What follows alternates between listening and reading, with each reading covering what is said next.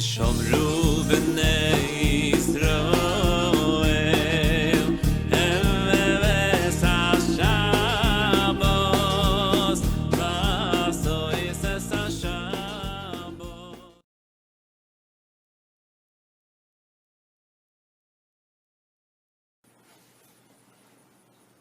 Good afternoon. Hope everyone had a nice Shabbos. We're continuing with Mesilas Yesharim, the path of the just, and we're learning about humility, anava.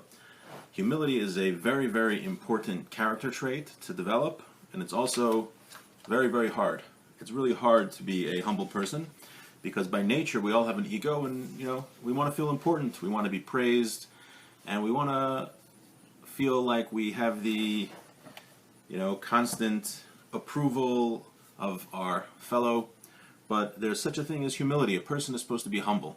So we talked about humility in thought last week, and this week we'll be talking about humility in deed, which is page 448 we left off in the Art Scroll edition. And if I could just recommend, I looked again over Shabbos, there's a famous letter from the Ramban, and it's called the Igeres Ramban, the letter of the Ramban, when after he was exiled from Spain, he traveled to Eretz Yisrael. And when he was there, he wrote an ethical letter to his son, and he told him to read it once a week. And if you read the letter, most of it is telling his son to be humble and the importance of humility. And if you haven't read it, it's a must. I highly recommend it. You have to read it. And this is an English edition that was published many years ago. It's very good. You can order it from Art Scroll. And the letter itself is very short, but here he has a lot of very good commentary and insights and stories, and I highly, highly recommend it. It's called The Letter for the Ages. But you see that he's writing his son this letter with the most important things that he wants his son to do, and most of the letter is about being humble and how to be humble and the importance of humility and not being angry and being serene and growing in service of Hashem. Okay, and it's interesting, if you ever had the privilege of meeting a great rabbi, what the thing that strikes you, if you ever been in their homes, is the humility of their homes. They don't live in big houses. They live in these unassuming homes, often very bare, except for the bookshelves. I was privileged to be in the home of Rav Aaron Leib Steinman, one of the greatest rabbis of the past 20 years, and beyond that.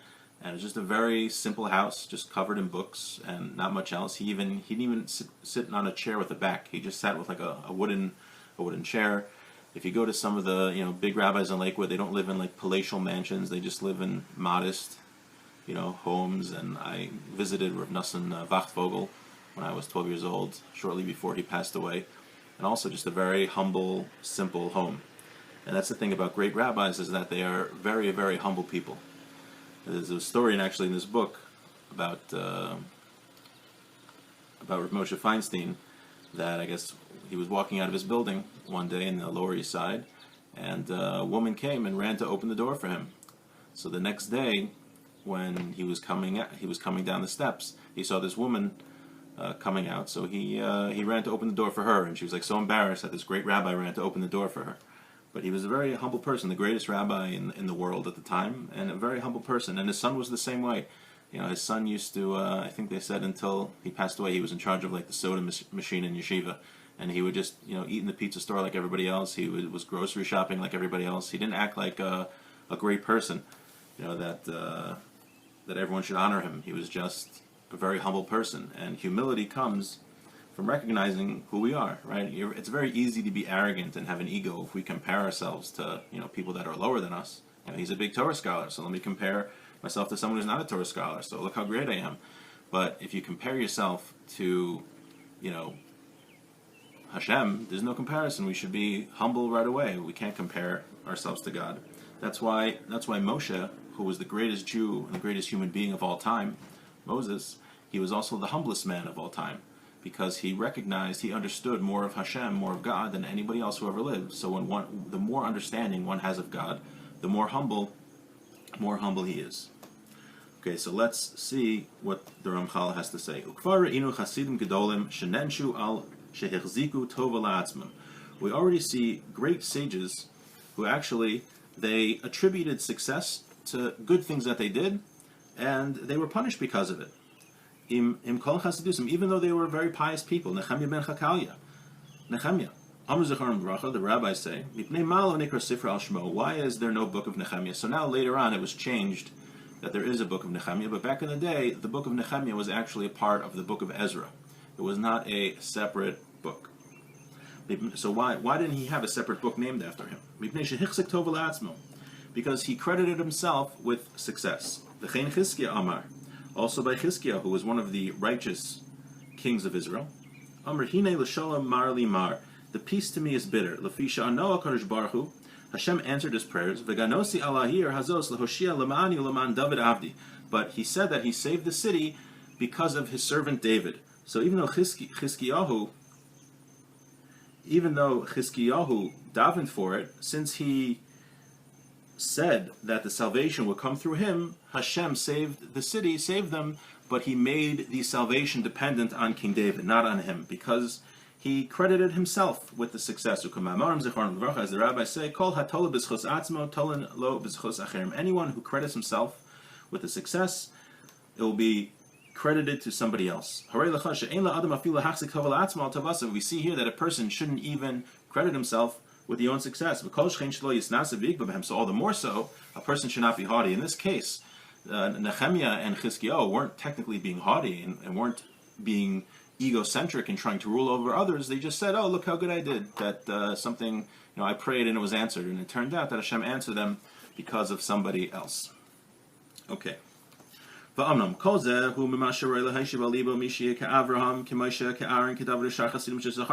that we're discussing is when we're speaking about Avraham, Moshe, Aaron, David, and all of the pious people who we mentioned. But we are orphans of orphans. We don't need all this.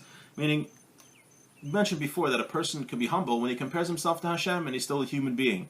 But we don't even need all of these things to recognize why we should be humble. Why is that?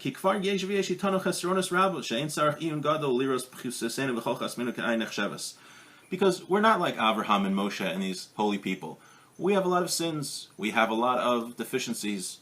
All of us, we're not perfect. That's enough of a reason that we should be humble. Because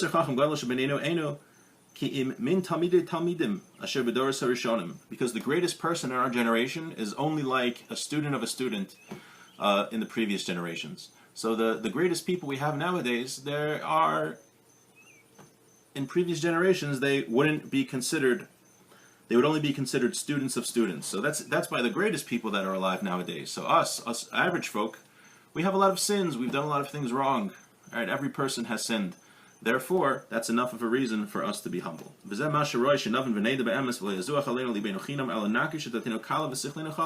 should recognize that we are very weak in thought, and we're not so wise. Hasichlas Rav, there's a lot of Banu V'Atos Kaveris, there's a lot of foolishness, and again the Ramchal here is talking. He's writing in the 1700s, so you can imagine, or a few hundred years later, so you can imagine how much the generations have sunken since then.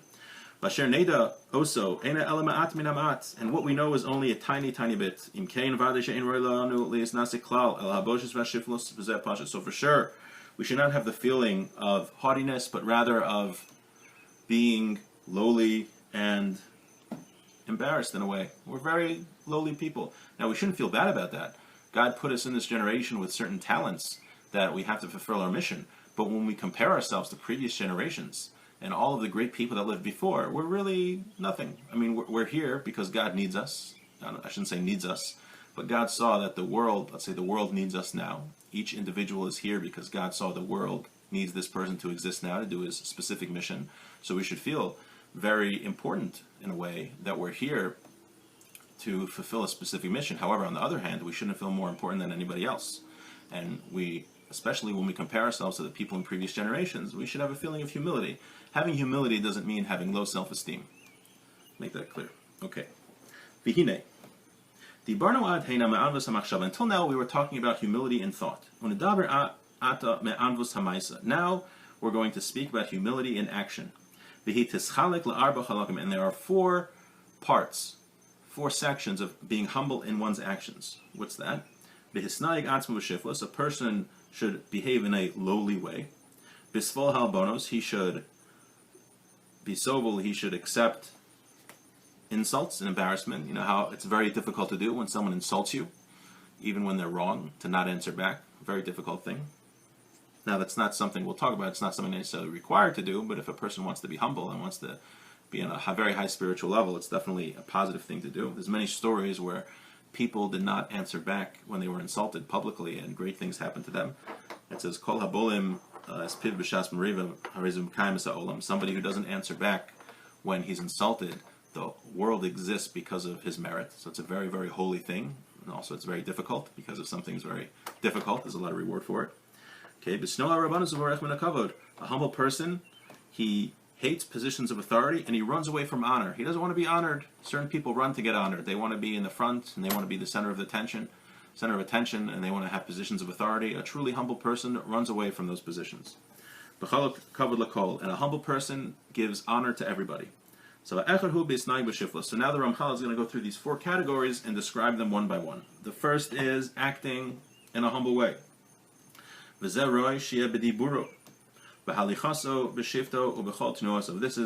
a person should act in a lowly way, the way he speaks, the way he walks, the way he sits, and all of his actions, all of his movements.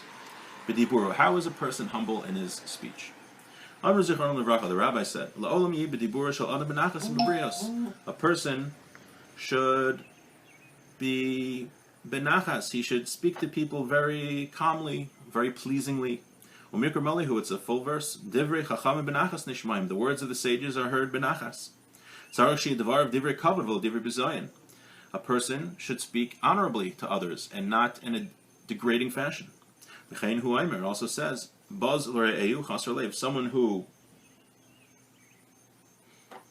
someone who degrades his friend lacks heart. It says, when a evil person comes, scorn will be heaped upon him.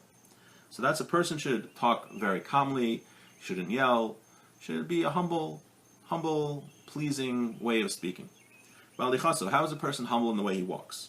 The rabbi said, Shalchu mitam, he sent from there. Ezu ben olam haba. Who is someone who merits olam haba, the next world? Anvasav ushval berach, he is humble and walks humbly. Shayef ayel, shayef nafik, he bends when he walks in and he bends when he walks out. V'lo yelech b'kaim zakufa, and he doesn't walk with a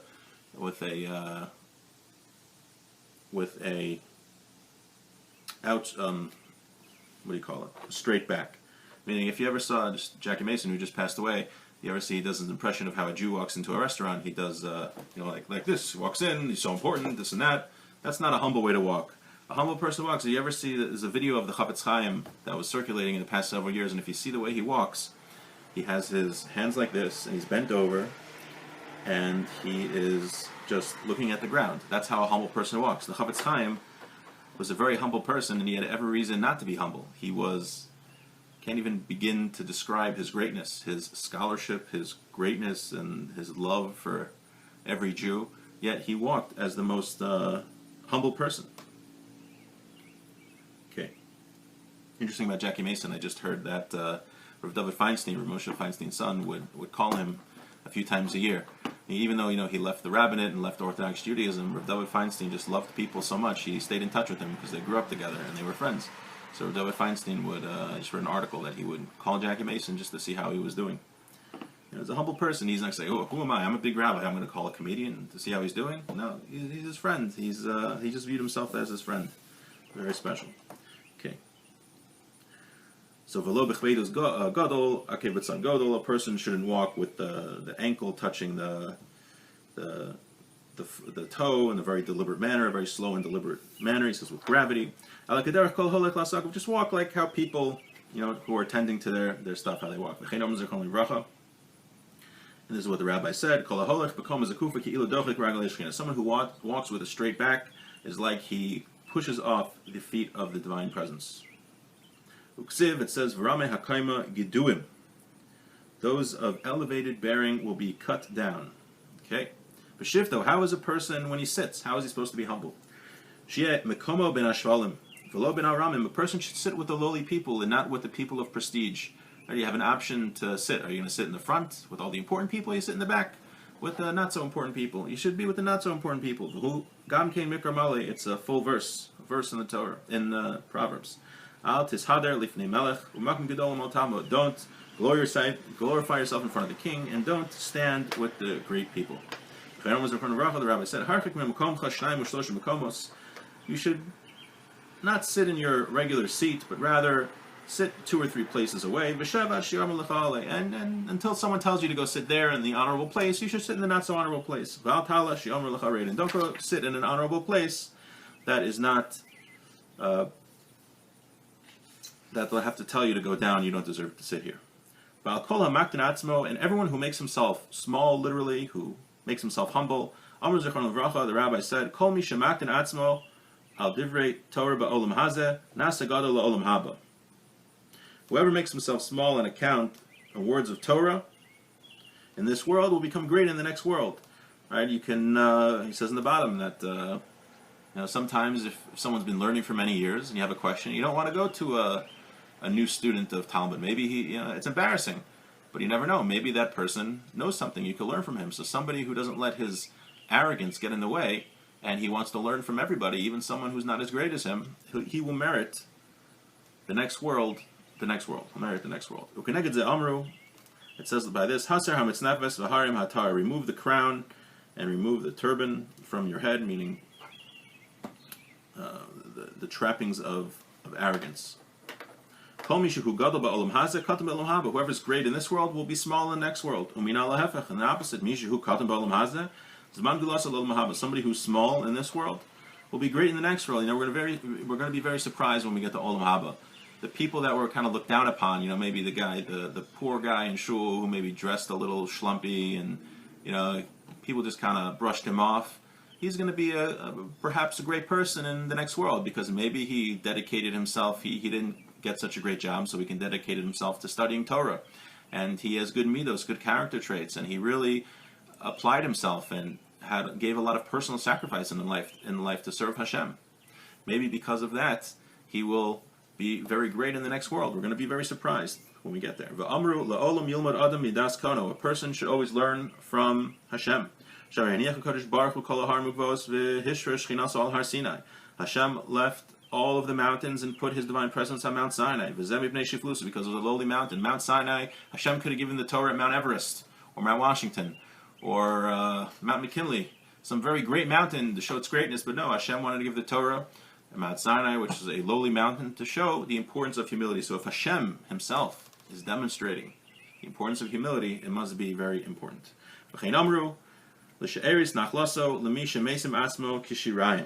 Says the remnant of His people means that someone who makes himself like a remnant, someone who makes himself like a scrap. So we're seeing here how important and how vital humility is to our service of Hashem and to being a good person. We know this logically, that really, we're naturally, I think, attracted to humble people and not arrogant people.